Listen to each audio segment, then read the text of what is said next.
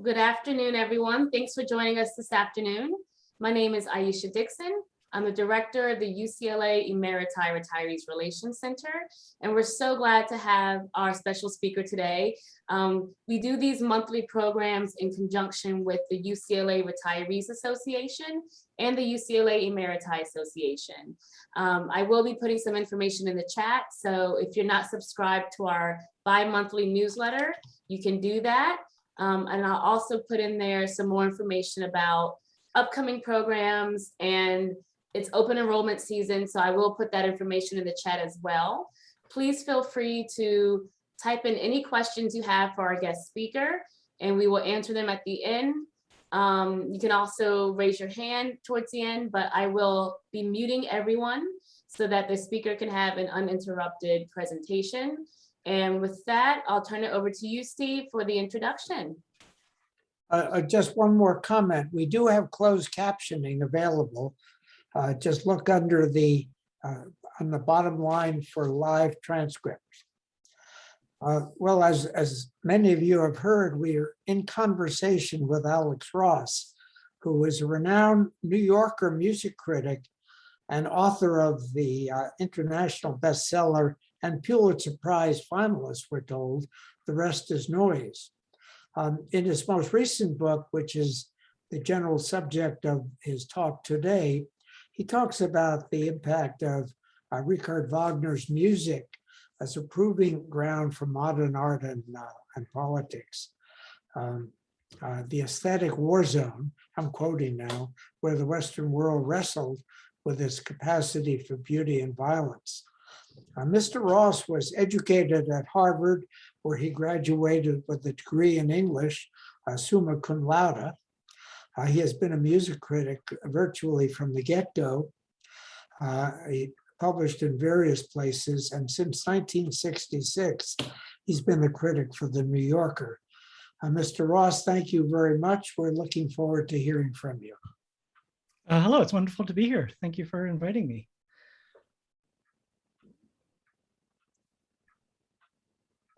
So should I speak for a while about the book, or what's the general plan?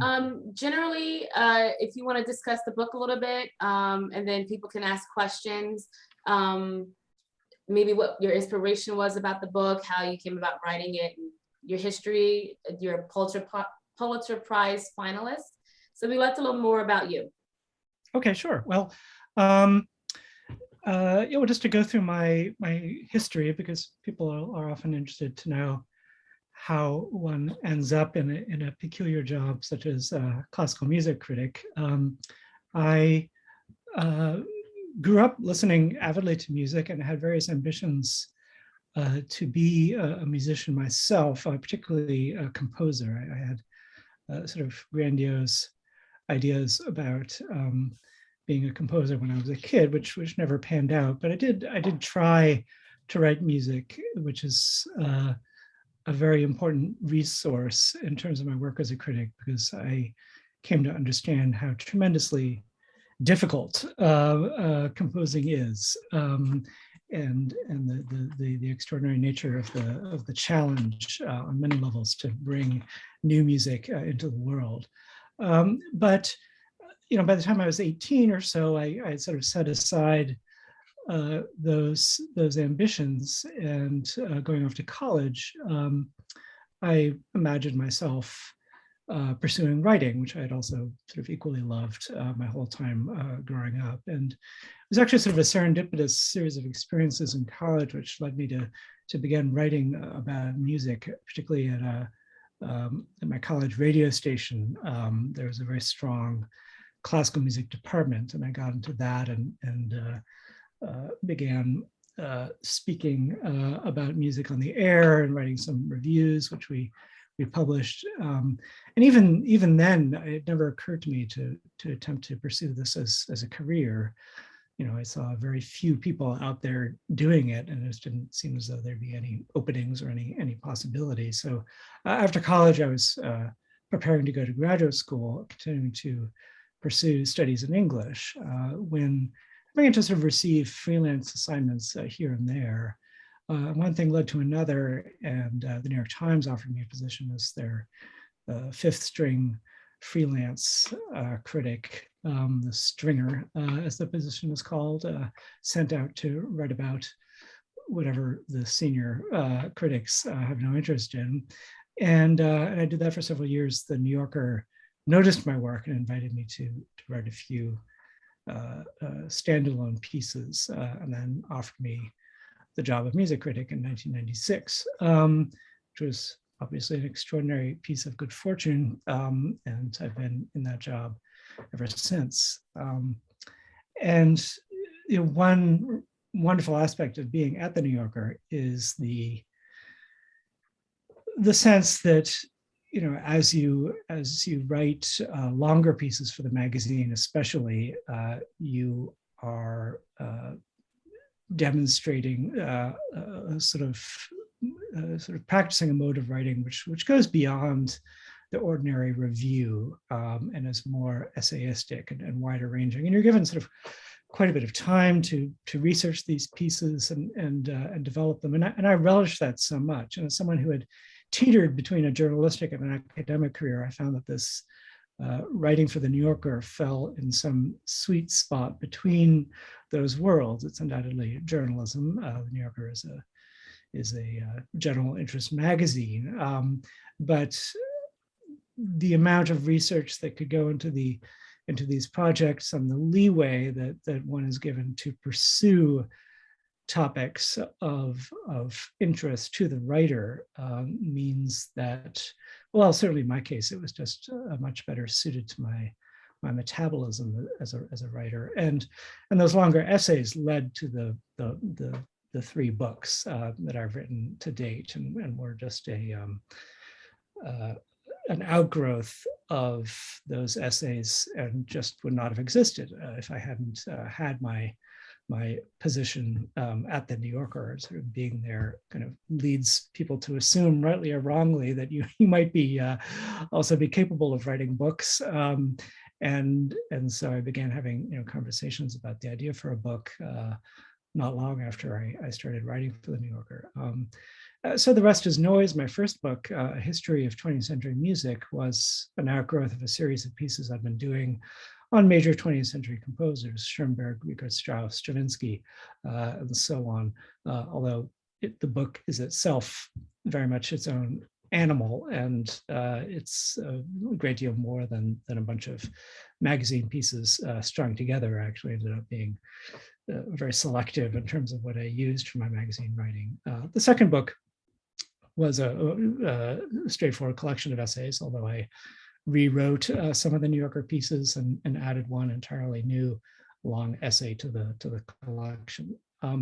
Wagnerism is the most ambitious work that I've attempted to date. I began working on it around 2009, 2010, and it was published last year, so it took a full decade to complete. And the book is in many ways a kind of gathering together of all of my obsessions over the years, kind of under the umbrella of Wagner. But it's not at all a book about Wagner. It's about his influence. It's about an extraordinary succession of major artistic figures who were affected by him from the latter part of his lifetime up to the present.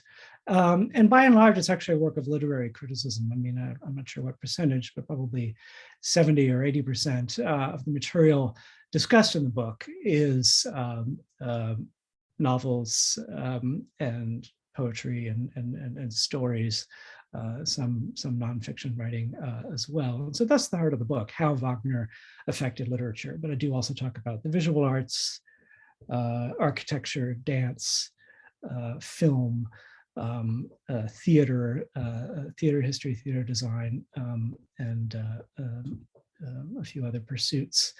And so it goes back to the work that I did as an undergraduate. I wrote my thesis on James Joyce, and not surprisingly, there is a big section in this book about Joyce and Joyce's complex relationship with Wagner. not, I hasten to say, a sort of arbitrary, self-indulgent choice on my part. The relationship between Wagner and Joyce is one that has been richly and extensively studied. In fact, there's an entire book on the subject, Joyce and Wagner by Timothy Martin, as well as many, many essays. Throughout the book, I was building on work that a large number of scholars have undertaken over the years, studying aspects of this phenomenon of Wagnerism, of this wave or a series of waves of Wagner-related activity in the arts. And it's a very interesting community of scholars, actually, who've attacked this topic because they tend to come from all different disciplines. Some of them are musicologists who have sort of branched out into other cultural fields and are studying Wagner's effect on painters or poets or filmmakers. And then there are a lot of other scholars coming directly from the other disciplines, whether literature or visual arts or film or what have you, who've become interested in this Wagner question, how Wagner affected the art forms that form their specialty. And of course, there are quite a few historians who have taken up the question as well. So it's a very interesting kind of diverse interdisciplinary field of Wagnerism studies. And I was very happy to join, in many cases, interact with this kind of amorphous community of scholars, and I received wonderful advice along the way from many, many scholars whom I would write sort of quite out of the blue, and they would very generously respond to my sometimes strange inquiries. In terms of writing or attempting a total history of this phenomenon called Wagnerism, I was, as I say, drawing on many, many individual aspects of one studies of one aspect or another of the phenomenon. I mentioned the book on Joyce and Wagner. Heath Lees, the New Zealand scholar, has written a book about Mallarmé and Wagner. Relationship with Baudelaire and Wagner has been studied very often. And a long list of sort of other studies of this kind. What I realized early on in kind of studying the literature is that no one had ever actually attempted to write about the entirety of this phenomenon, not just in English, but really in any language. There's no single author book that attempts to encompass all of Wagnerism. And so it is a little gap on the bookshelf, perhaps filling, as the joke goes, a much needed gap in the literature. But nonetheless, I thought it was worth the attempt. I soon realized why no one had ever tried to do this, because it is just a bewilderingly varied, variegated, scattered, frankly, body of work. Wagnerism is very difficult to define, and really ended up being very much about the particular context in which Wagner's work was being absorbed. What one finds is that there is no one effect that Wagner has across the arts, not to mention cultural life and political life. And very often he ends up being a mirror, a sort of perhaps slightly distorted and exaggerated mirror of whatever the spectator is perceiving or wishes to perceive or is otherwise obsessed by. And that's a fascinating relationship, particularly in the case of a figure so seemingly domineering and overpowering as Wagner. We think of him glowering with the beret slanted on his head, barking out ideological strictures and exerting his force and spreading his propaganda, including, of course, his violent anti-Semitism, and altogether casting a very deep shadow on the world around him. The fact of the matter is, it was much more chaotic than that. And already in the latter part of his lifetime, Wagner was losing control over the meaning of his work. Meanings were already proliferating. I think you see this very vividly in the case of Baudelaire. And Baudelaire is really the starting point, more or less, of the phenomenon that I describe. I don't start with Baudelaire. He comes into the picture in the second chapter. But this is the moment in which something begins to happen, which had never quite happened, I think, in the history of the arts, certainly the history of the music before, where a musical figure begins to empower and inspire and incite activity outside of the musical field, tending in quite radical directions. Baudelaire goes to see Wagner conduct in Paris in 1860, and then he sees Tannhäuser at the Paris Opera in 1861, notoriously scandalous performance, and wrote this essay, Richard Wagner and Tannhäuser in Paris, which is an extraordinary eruption of enthusiasm for Wagner's work, which is also at the same time a rather violent appropriation of that work, a yanking of Wagner away from his own preoccupations and bases of his work into the realm of Baudelaire, appropriating Wagner as a symbol of the upwelling of the unconscious, of the delving into dreamlike waters, the sensation of counter-religious and satanic energies. Baudelaire focuses on this, and a lot of it really has very little to do with what Wagner intended his opera to be about. But Baudelaire perceives it, he seizes on it, and he uses Wagner as ammunition to advance his own cause. And so this happens in France. This movement begins in France, and a great many other major French figures in the later 19th century, early 20th century seize on Wagner in similar ways. Mallarmé, Villiers de l'Isle-Adam, Marcel Proust, painters such as Gauguin and Cézanne and Odilon Redon, and on and on. It's a tremendous phenomenon. It's a new Wagner in many ways, and so I trace that story in one chapter of the book, and then I also address the Victorian Wagner, which is quite different. The American Gilded Age of Wagner. I talk about mystical and spiritual investigations of Wagner, sort of Wagner's effect on the theosophists and the anthroposophists and various other groups. And then eventually I get back to Germany. I structured the first part of the book so that we don't initially plunge into German matters. We see a more cosmopolitan version of Wagnerism. But then in the fifth chapter, we return to Germany and study his reputation in the Kaiserreich period, Wilhelmine Germany, and began to track the particular interpretation of Wagner that would eventually become the dominant one and remains the dominant one. Wagner as chauvinist, as hyper-nationalist, as anti-Semite, as a so-called proto-Nazi, as a progenitor of ideologies that would lead to Nazism. And a great part of the sort of later chapters of the book are deal in figuring out the complexity of this relationship of Wagner with the politics of his time and sort of politics of later periods. And it's an extremely complex picture.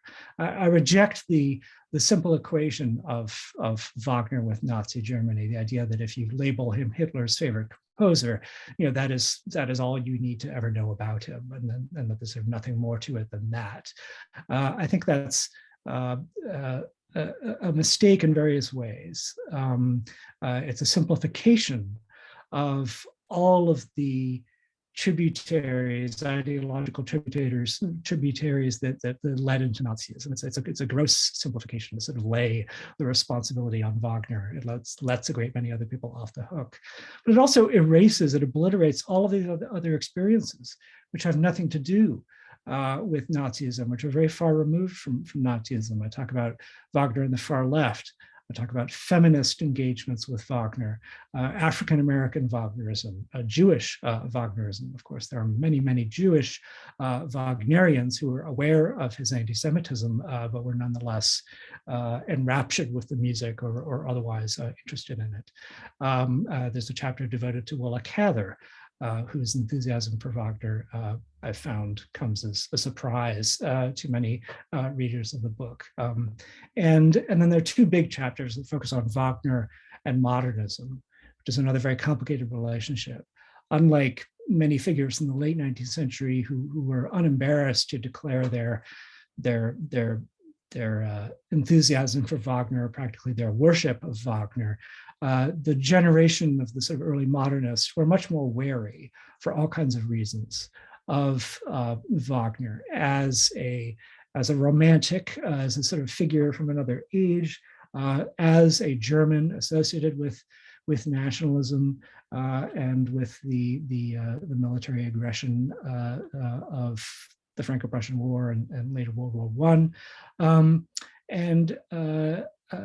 Also just as sort of a simple stylistic divide, even as Wagner, I think, foreshadowed a lot of tendencies of modernism, he was not a modernist himself. He remained a romantic. And so when you look at the Wagnerism of Joyce, of T.S. Eliot, of Virginia Woolf, D.H. Lawrence, Ford Madox Ford, Joseph Conrad, many, many others, you see a kind of ambivalence, or you see a kind of early enthusiasm that gives way to skepticism or even rejection.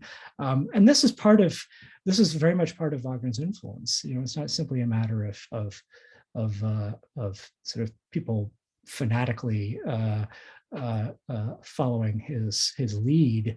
There's a Wagnerism of ambivalence. We see this with Nietzsche, of course, right from the start.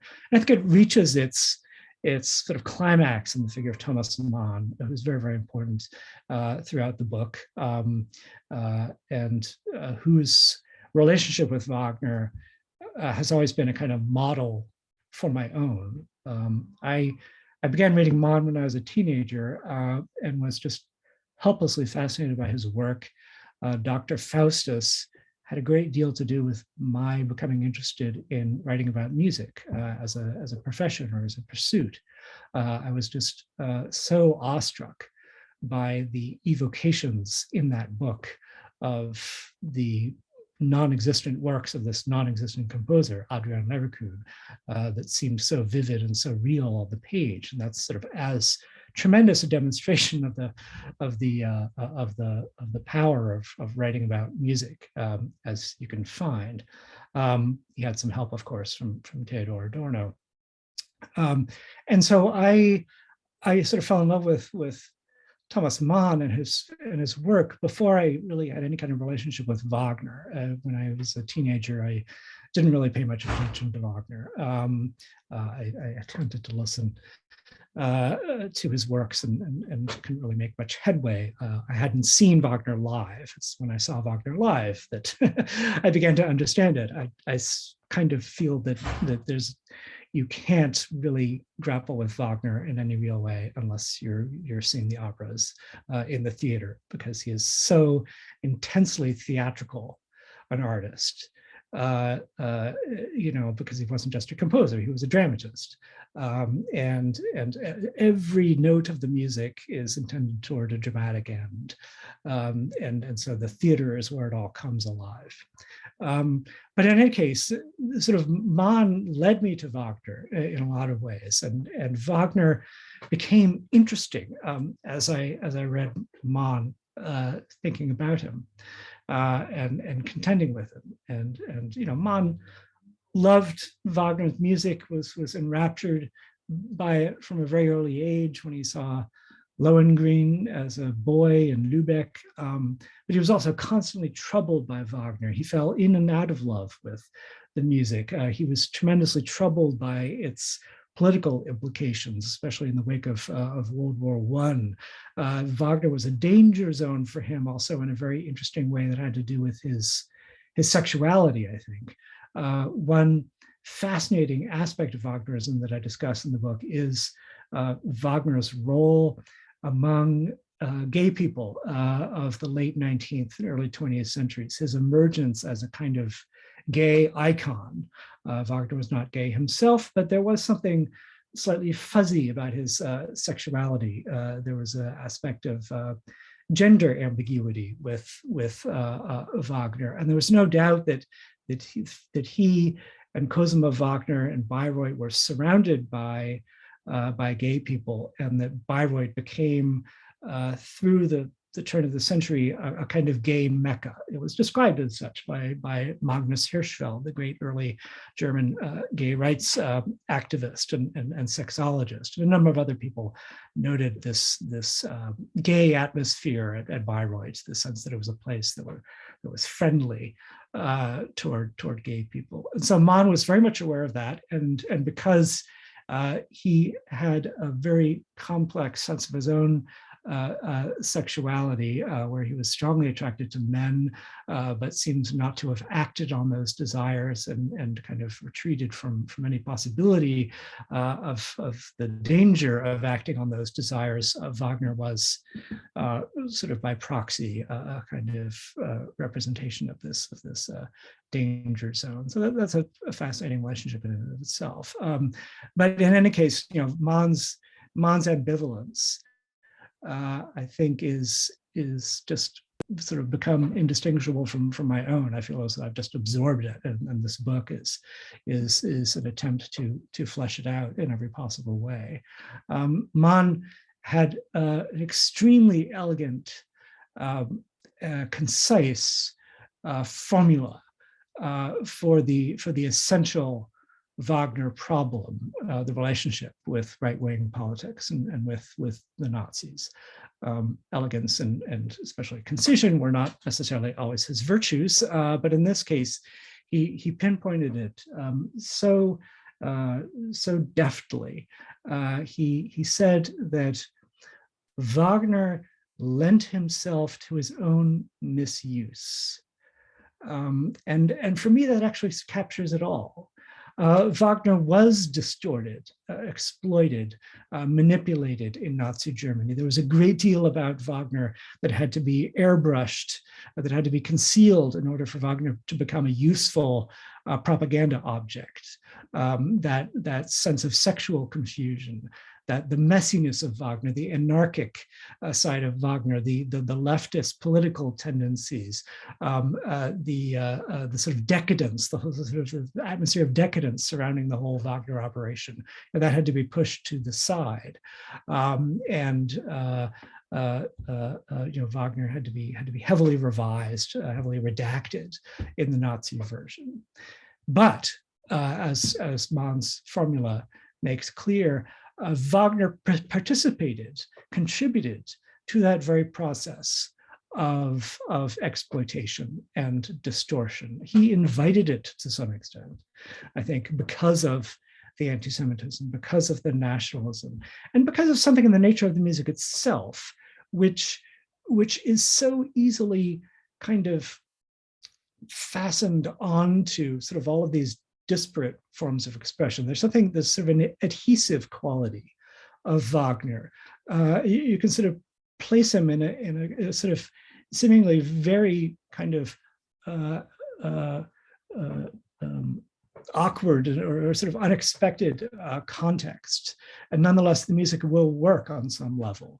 This is very evident in the story of Hollywood film. There's a big chapter toward the end of the book about Wagner in Hollywood, Wagner in film history.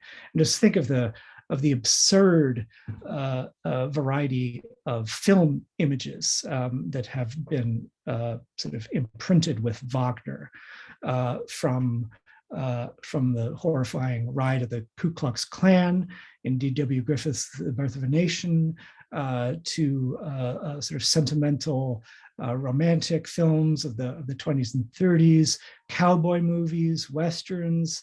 You have cartoons, Bugs Bunny. You have sort of this surreal Wagnerism of the post-war era, Buñuel and Visconti and Fellini. You have the helicopter attack sequence in Apocalypse Now.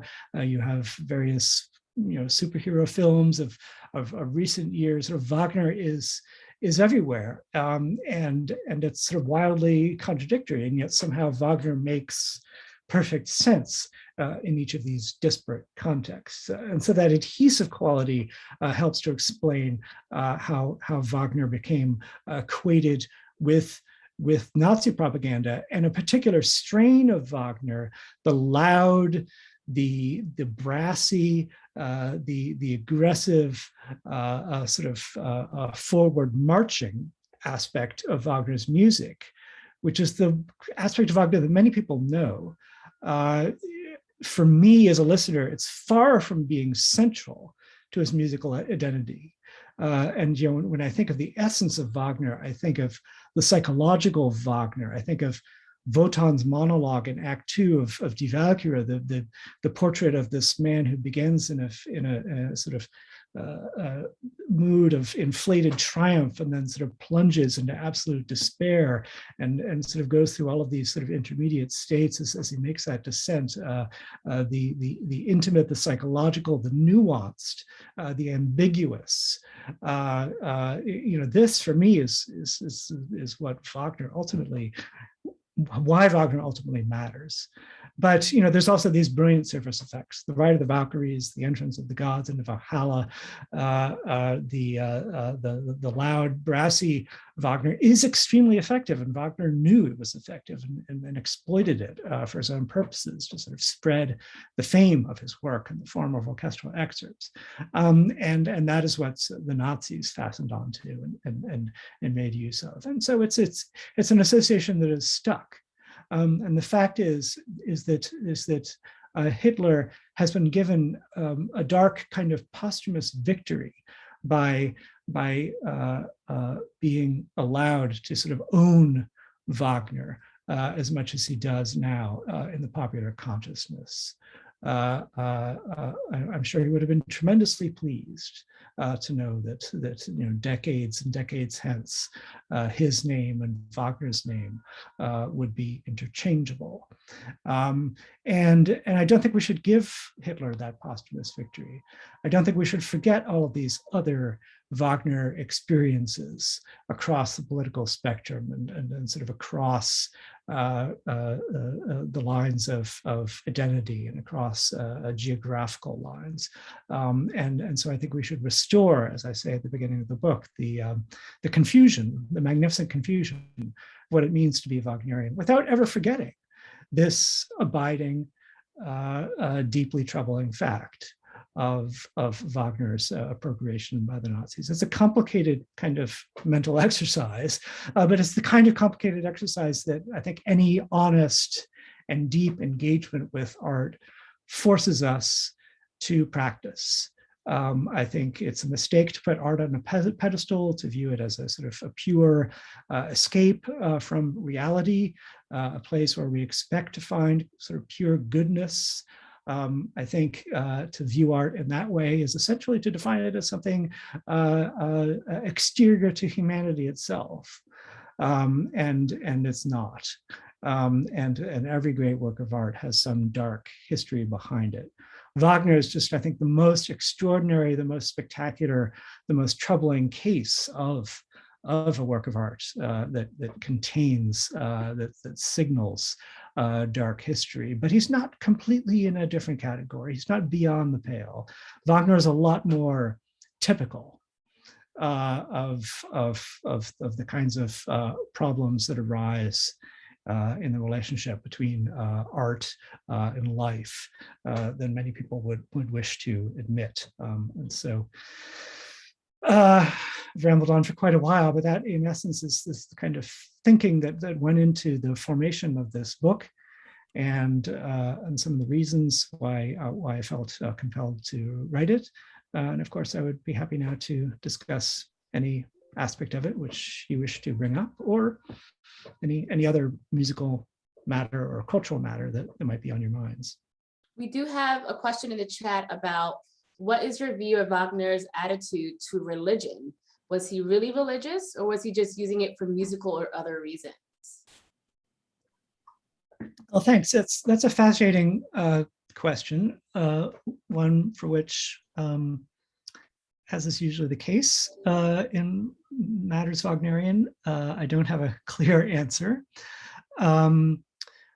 Wagner was not really a kind of consistent, he certainly wasn't a consistent churchgoer, and he wasn't a consistent adherent, I think, to any one faith. It's interesting to recall that he was a choir boy, or was not precisely a choir boy, but he attended the school at St. Thomas Church in Leipzig, and studied music there. And this is the school of Bach, the school where Bach himself taught, in the church where Bach was the music master for many years, and so he comes out of that tradition. I think in later years he became fascinated by sort of mystical Catholicism, and that I think you can especially see in Parsifal. He's spending a lot of time in Italy in his later years.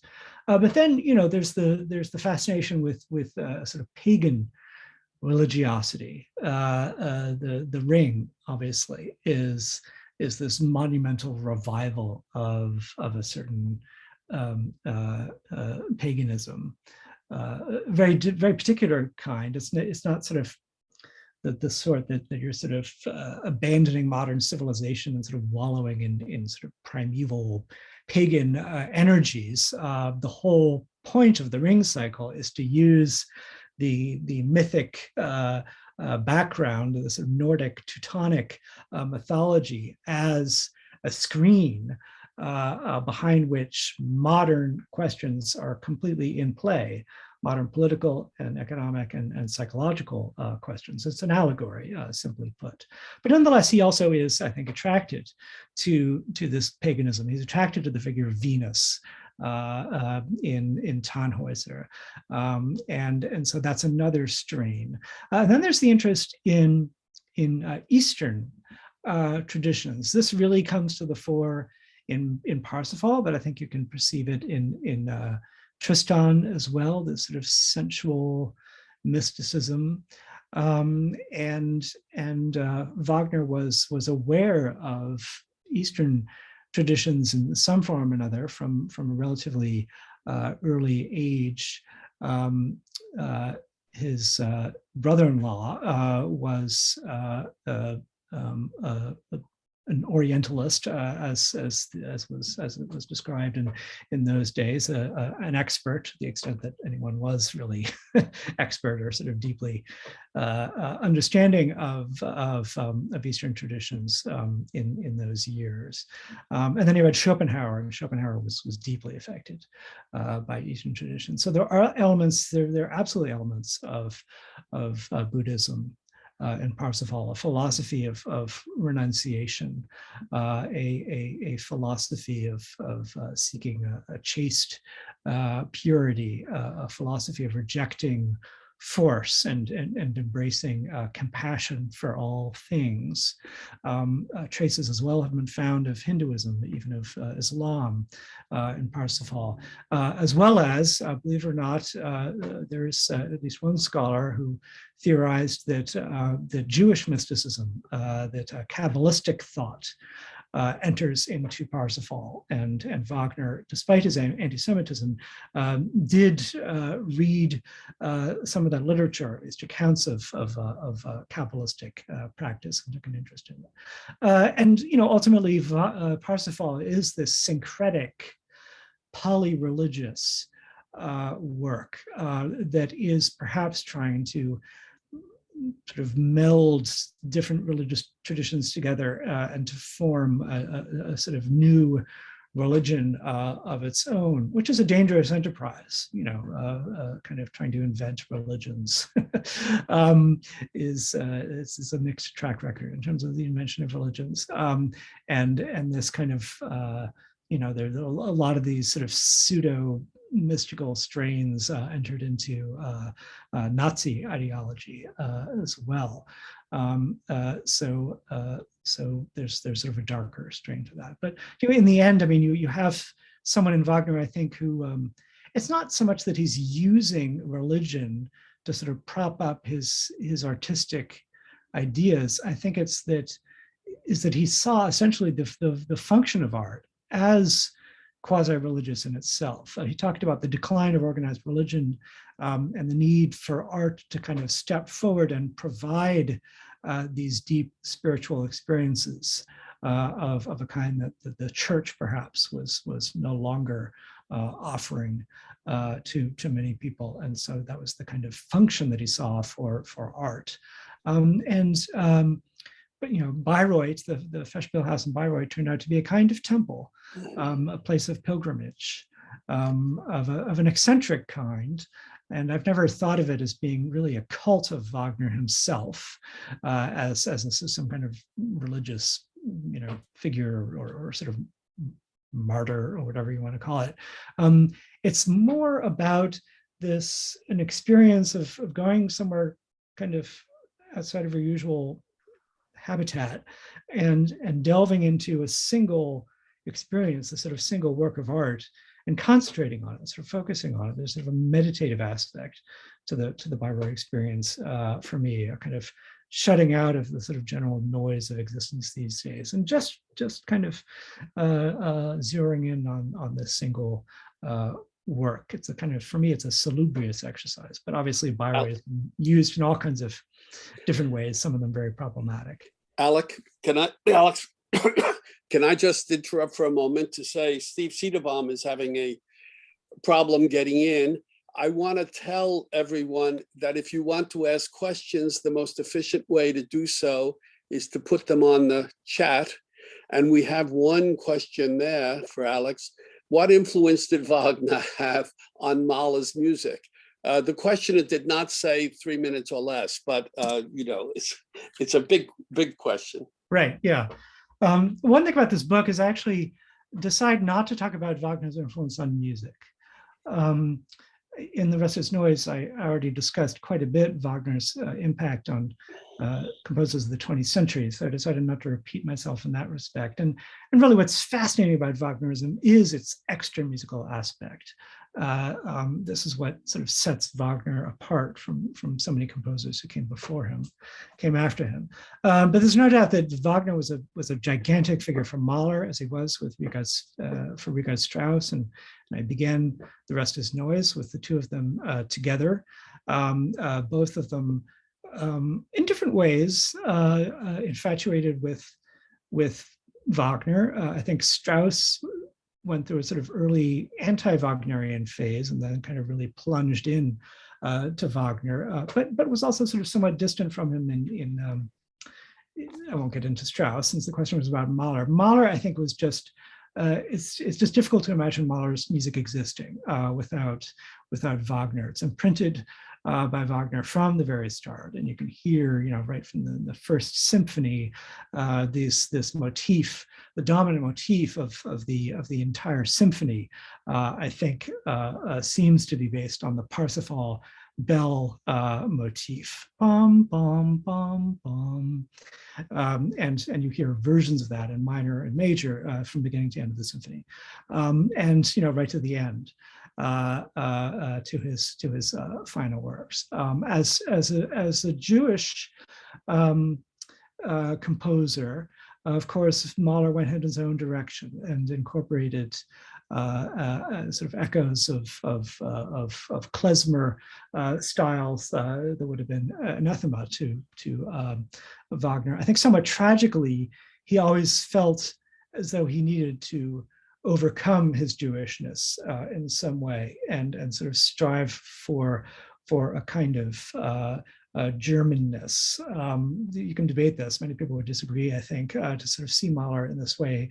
But I think there was a sort of sense of struggle, as with many other Jews of the fin de siècle, in Mahler over his Jewish identity, his Jewish background. And so the engagement with Wagner, there may have been something particularly charged in Mahler's case about his very, very strong attraction to Wagner. There's another question, but now for something completely different. Julie Kwan says, how do you organize your CDs? Oh, yes. Well, you see a wall of my CDs behind me here, and even though for a lot of people, especially younger people, music has ceased to be a physical object and it's just this, force emanating to the air in the form of streams. I'm still very fond of the CD as a physical object. It organizes my thoughts. It organizes my work. Side of my desk, I have stacks of CDs related to current projects that I'm working on, or simply new recordings that I find of interest that I want to return to.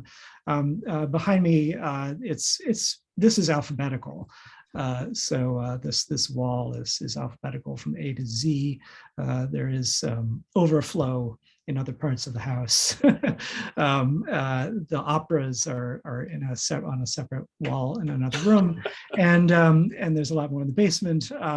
But essentially, this is my wall, and it's obviously to add a new CD to the wall it's at capacity, so I have to kind of take something else out and put it in the sort of overflow section. And it's sort of a way of curating for me just particular recordings of Beethoven or Bach or whoever that I find particularly valuable, that I want to have sort of easy at hand, and as well as sort of all the lesser known composers whose existence I just want to be reminded of when I look at the shelf. So yeah, it's central to my existence. A question that's more central to my existence as a recovering classicist. I never cease to be amazed at how much of the ancient world, whether in terms of form, the trilogies, or in terms of content, myths, are in Wagner. He just was so, it seems to me, swept up with the study of antiquity. Is that, am I over exaggerating that because this is no, not at all. I know about? Yeah, and actually, I can actually connect that to another question in the chat. I associate Wagner with Jung, and I think this is very much on the same topic of Wagner and myth. Wagner is a student of myth.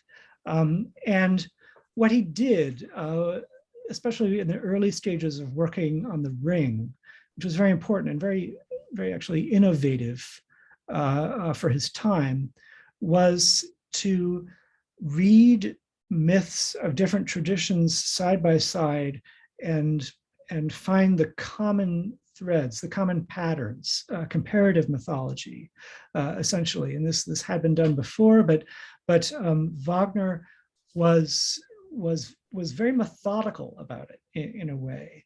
And sort of every single one of these operas that draw on myth and legend, there's an aspect of a sort of a collage of different traditions. And the Ring sort of uses Icelandic sagas, and then the Nibelungenlied, and sort of bits and pieces of things from all over. And then Wagner adds his own elaborations, heavy elaborations of these myths. I talked about how Parsifal is a syncretic work, and this was impressive to a couple of major authorities on myth who came after. And one of them certainly was Jung, and Jung was fascinated by Wagner's manipulation of myths and referred to it many times in his writing, as did several other early figures of psychoanalysis. Otto Rank was another. Freud himself had very little to say about Wagner, but Wagner was present in his world so strongly that I think we can talk about a kind of indirect influence of Wagner on Freud. And another very important figure was Claude Lévi-Strauss, who actually said that Wagner was the godfather, sort of the father of comparative mythology, in a way, sort of the structural analysis of myth. He thought that Wagner was very, very important as a progenitor to this way of thinking. And so there are many, many references to Wagner in Lévi-Strauss's writings. And he himself grew up with Wagner. And he was a Jewish Wagnerian. His father was deeply devoted to Wagner, who made his own adaptation of Wagner for his own purposes. And Joseph Campbell was also a great Wagner admirer. Okay, so we did allow for people to unmute themselves. So if you have a question, and you don't want to type it in the chat, please feel free. This is your moment to shine. Ask your questions, either raise your hand in real life or digitally, and you can go ahead and unmute yourself and ask your question. If there are any questions. Let me see. Well, if we don't have any further questions, Alex, I want to thank you for your time this afternoon. Ron, do you have anything else you want to say before I close out this meeting today?